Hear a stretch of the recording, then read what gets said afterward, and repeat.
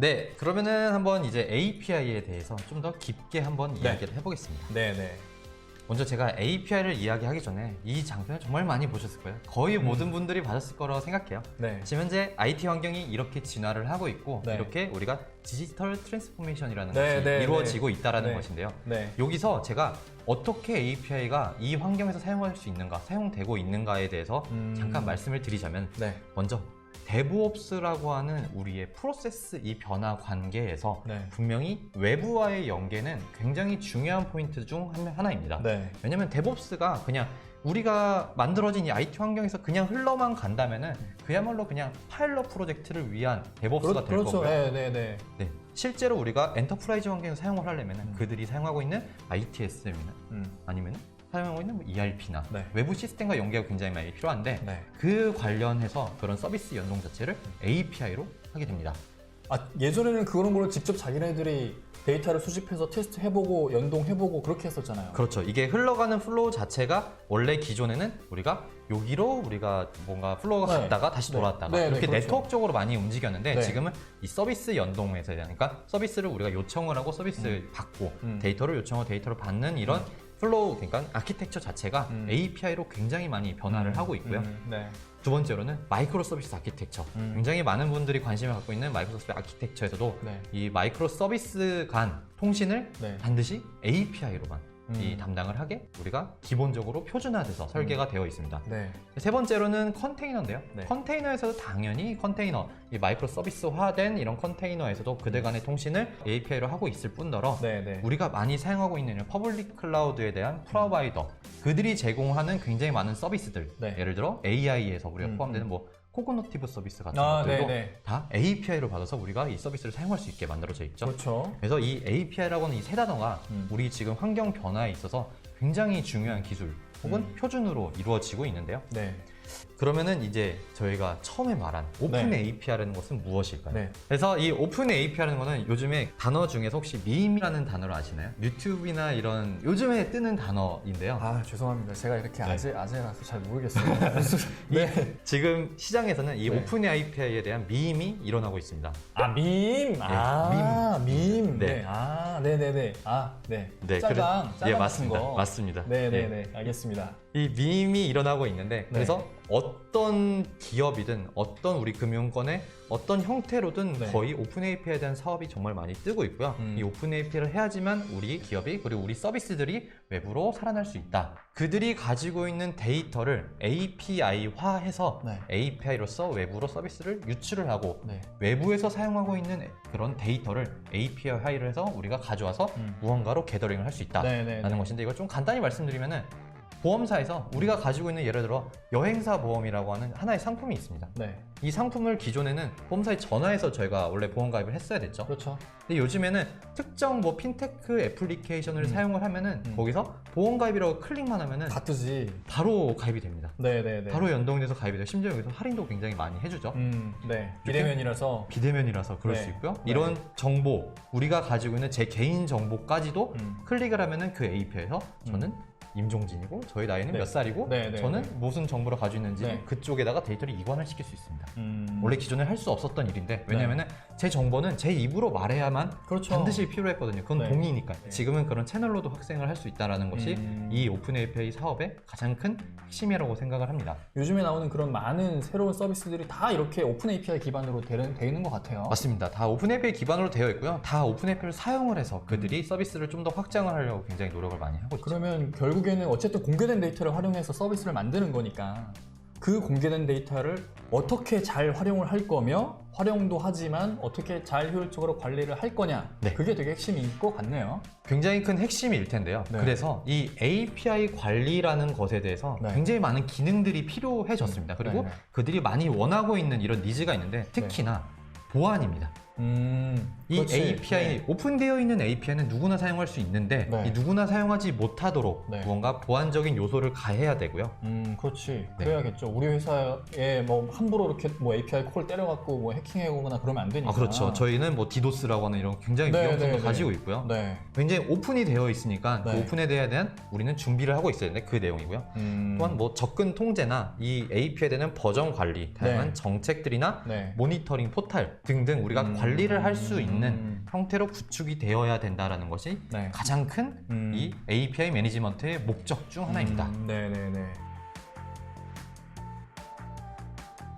이제 본격적으로 3스케일에 대해서 간단히 소개를 드릴 건데요. 그래서 이 API를 만들고 소비를 하는 데까지는 굉장히 많은 사이클이 존재를 합니다. 네. 이 사이클이라는 것은 가장 크게 API를 define, 정의를 하고요. 디자인을 하고요. 네. 그리고 이 API를, 디자인된 API를 개발을 하고요. 이 개발된 API를 외부로 유출을 시키고요. 네네네. 이 유출된 API를 관리를 하고 네. 마지막으로는 이 API를 은퇴시킵니다. 이 전체 API에 대한 모든 사이클을 저희는 레드햇 그리고 저희가 가지고 있는 오픈소스들을 이용을 해서 네. 이 모든 라이프 사이클을 관리를 하고 있고요. 네네. 이거를 좀 더 효율적으로 관리하기 위해서 좀 더 많은 기능을 가지고 있는데요. 네. 그 기능 중 제가 특별히 몇 가지만 좀 가져와 봤는데요. 첫 번째는 가장 중요한 요소인 API 트래픽 제어이자 API에 대한 그룹핑에 대한 기능입니다. 아, 그러겠네. 네. 이게 API 오픈해놨다가 막 무차별적으로 막 들어오면 우리 메인 서비스에 영향을 줄 수도 있잖아요. 굉장히 큰 요소이죠. 위험 요소인데요. 네. 그래서 저희는 이 API들을 그룹핑을 해서 네. 하나의 애플리케이션이라고 하는 단위로 정의를 하고요. 네네. 이 애플리케이션 접속을 할 수 있는 접근 권한을 가진 자가 누구인가? 네네네. 이 관리는 IP가 될 수도 있고요. 그렇죠. 엔드포인트의 뭔가 직접 사업이 될 수도 있고요. 어떤 사용자 계정이 될 수도 있는데요. 네네네. 이런 건 다양하게 매핑을 시켜서 우리가 사용자에 대한 이런 트래픽 제어를 하게 되고요.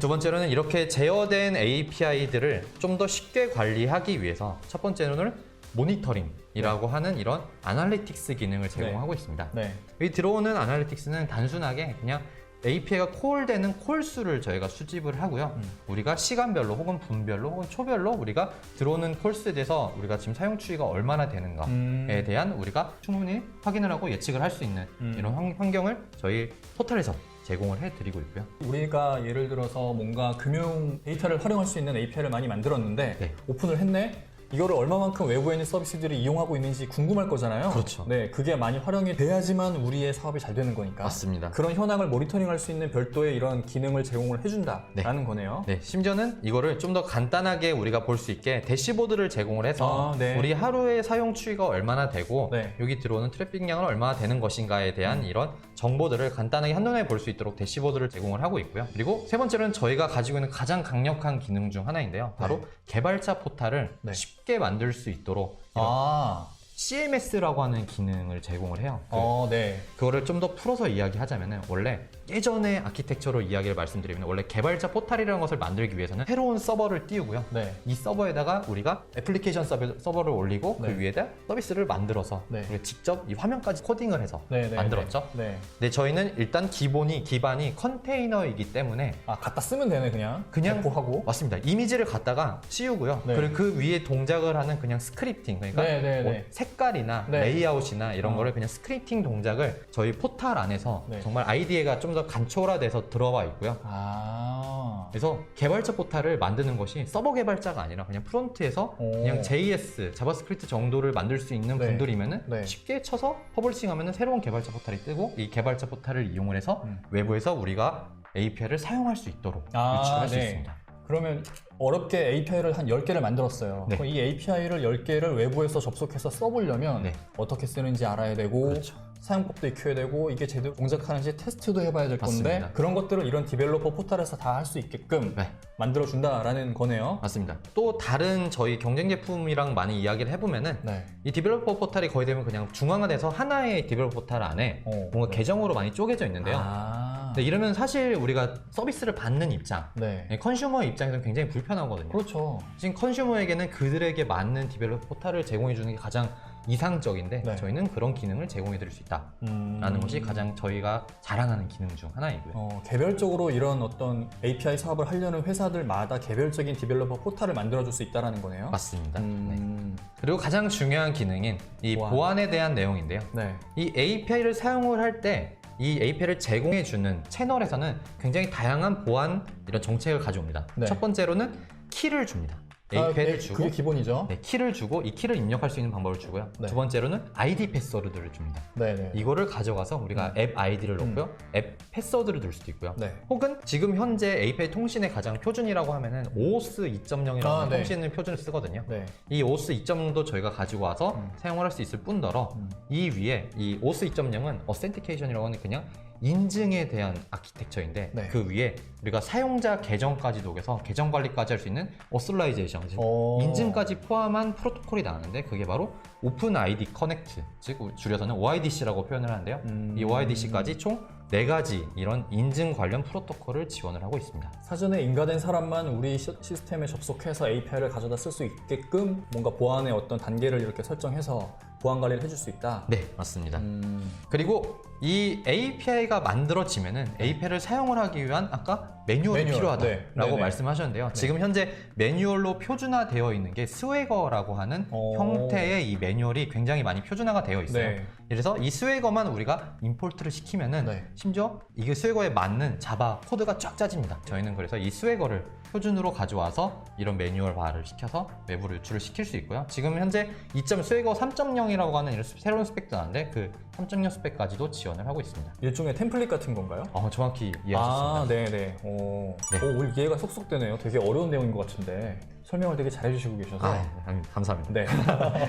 그리고 다음으로는 이것도 저희가 가지고 있는 큰 장점 중 하나인데요. 네. 저희는 말씀드렸다시피 모든 컴포넌트가 컨테이너화 되어 있다고 말씀을 드렸어요. 네. 그렇기 때문에 저희는 컨테이너를 복제돼서 여러 개의 목적성에 따른 컨테이너를 만들 수 있는데 저희는 API 게이트웨이가 네. 2가지 종류의 게이트웨이가 있습니다. 네. 이 2가지 종류 게이트웨이를 만든 이유가 무엇이냐면요. 저희가 API를 개발했어요. 네. 개발을 했는데 이 API가 정말 유효한지 혹은 이게 정말 통신이 잘 되는지 테스트를 해봐야 됩니다. 그러겠죠? 대부분은 이제 스테이징팜 혹은 개발망에서 네, 따로 네. 테스트를 하고 올리시는데 네. 저희는 그냥 공개되어 있는 그냥 운영망에서도 이거를 한번 테스트를 해볼 수 있는 스테이징 이런 게이트웨이를 따로 마련을 하고 있고요. 아, 굳이 내가 자체적으로 테스트하지 않고 그냥 올려서 거기에서 제대로 작동하는지를 알아볼 수 있다는 거네요. 맞습니다. 그냥 API를 등록을 해보고요. 일단 오. 테스트를 한번 누르게 되면은 가장 간단한 get ID 같은 네, 이런 네, API를 유출하게 되면은 네. 우리가 이 테스트 게이트웨이에서 외부와 접속이 되고요. 외부의 접속이 완벽하게 잘 됐다라고 하면 네. 200이라고 하는 이런 HTTP 코드가 떨어지게 되는데 HTTP 코드를 받았을 때 우리가 API가 정상적으로 만들어졌고 우리가 네. 등록이 되었다라고 해서 그때서야만 우리가 실제 프로덕션이라고 하는 네, 이 네. API 게이트웨이로 이거를 퍼블리싱을 할 수 있게 됩니다. 내가 만든 API가 제대로 작동하는지 안 하는지를 네. 내가 테스트 안 해도 레드햇에서 테스트를 해주는 거네요. 그렇죠. 자동화된 오. 이런 밸리데이션 기능을 가지고 있다. 오, 되게 편하네 이거. 라고 보시면 좋을 것 같고요. 그러면 혹시 어디가 잘못됐는지도 캐치해서 알려주나요? 그 어디가 잘못되어 있는지에 대한 로그가 아래 나오고요. 아, 이 로그를 확인을 해서 어디 뭔가 통신이 잘못됐을 수도 있고 네, API가 네. 잘못 설계되었을 수도 있는데 어. 그런 내용을 확인할 수가 있습니다. 오, 되게 똑똑하네. 네. 되게 좋네요 요즘에 나오는 것들. 네, 이제 다음은 버전인데요. 기존의 API 버전이 1버전, 네. 그리고 새롭게 뜬 버전이 2버전이라면 이 버전 관리를 이 플랫폼 안에서 할 수 있게 되고요. 이 버전은 URL 기준 혹은 엔드포인트 기준 혹은 헤더 기준으로 우리가 버저닝을 할 수 있는데 이거를 왜 필요하냐면요. 네. 이게 서비스의 연속성 때문에 이 네. 버전 관리를 하고 있습니다. 왼쪽에 보면 버전 1에 대한 API 사용량, 유세이지고요. 오른쪽에 보시면은 V2에 대한 네, 이런 네, 사용량인데요. 네. 저희가 이 내용은 버전 1을 사용하다가 버전 2 새로운 버전의 API가 유출이 된 겁니다. 네. 그러면은 이게 무언가 딱 끊어졌다가 뭔가 다운타임이 발생하고 우리 커넥션이 이동을 하는 게 아니라 네. 원래 기존에 가지고 있던 세션은 그대로 버전 1을 유지하되 새롭게 리퀘스트 되는 새로운 유저는 버전 2로 가게 하라 라고 하는 이런 마이그레이션 플랜을 이 안에서 3스케일 안에서 자동으로 제공을 해드리고 있습니다. 보통은 개발자 입장에서 딱 끊고 네.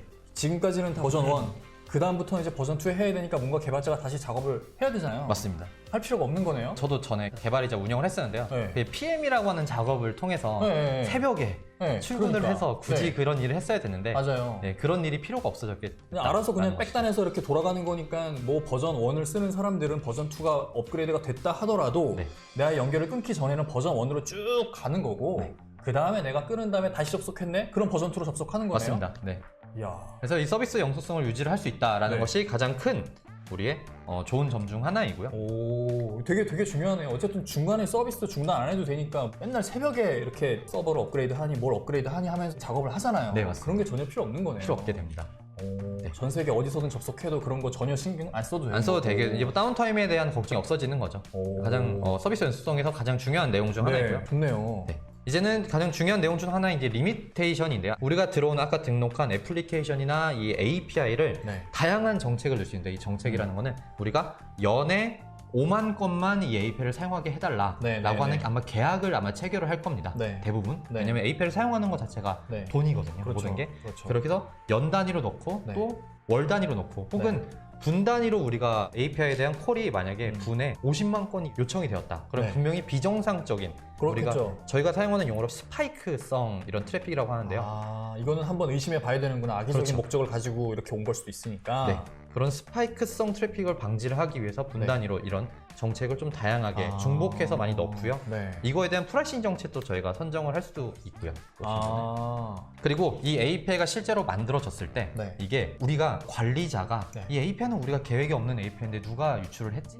라는 아. 그런 상황이 발생할 수도 있어요. 그냥 나 심심해서 한번 테스트 목적으로 만든 건데, 이걸 갑자기 웨어보에서 끌어다 쓰고 있네? 쓸 수도 있죠. 그럼 안 되는데? 우리 데이터를 유출이 되는 거고요. 우리가 네. 사용하는 이 네트워크 라인에 대한 뭔가 코스트가 발생하는 거거든요. 그렇죠, 그렇죠. 그래서 이 API를 유출을 시키기 전에 네. 관리자에게 우리가 승인을 요청을 하고 이 승인을 받는 이런 어프로벌에 대한 정책도 이 안에 녹아져 있습니다. 야, 전자결제구나, 전자결제. 뭐 전자결제가 굉장히 간소화돼서 들어와 있다라고 보시면 좋을 것 같고요. 네. 그리고 이 다음에는 이제 CI/CD에 대한 내용인데요. 네. 우리가 API를 아까 말씀드린 이 라이프 사이클에서 네. 디자인하고 만들고 유출하는 이런 라이프 사이클 자체를 오픈시프트에서 제공해주는 이런 젠킨스라고 하는 CI/CD 툴을 이용해서 우리가 충분히 유출을 시킬 수 있고요.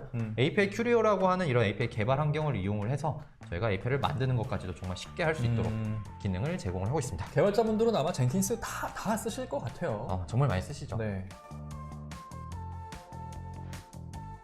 이제 기능에 대한 내용을 간단히 말씀드렸고요. 이제 네. 좀 더 기술적으로 약간 접근을 해봐서 네. 아키텍처에 대해서 한번 찝고 넘어가 볼 텐데. 네. 그래서 저희가 API를 관리하기 위해서 API 게이트웨이, 매니지먼트 이 두 가지 컴포넌트를 사용을 하는데요. 네. 먼저 API가 들어오는 밖에서 들어오는 인그레스 트래픽은 모두 다 API 게이트웨이에서 바이패싱을 해서 API 서버로 접근을 하게 되고요. 이 들어오는 API들은 모두 매니지먼트에서 실시간으로 스캐닝을 하고 네. 정책을 넣고 네. 모니터링 할 수 있도록 네, 네, 관리해주는 정말 간단한 아키텍처로 이루어져 있습니다.